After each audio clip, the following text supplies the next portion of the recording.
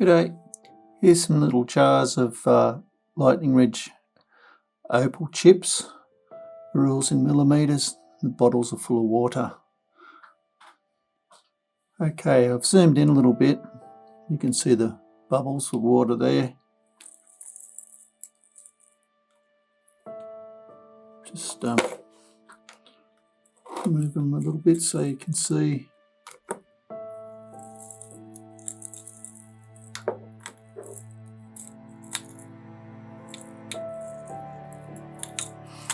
Maybe pick them up.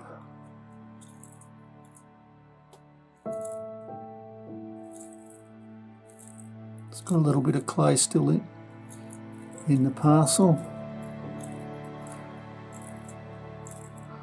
All weighed dry, and there's about 35 grams in each jar. The dimensions of the bottles will be shown in the description. Hope you've enjoyed. Cheers.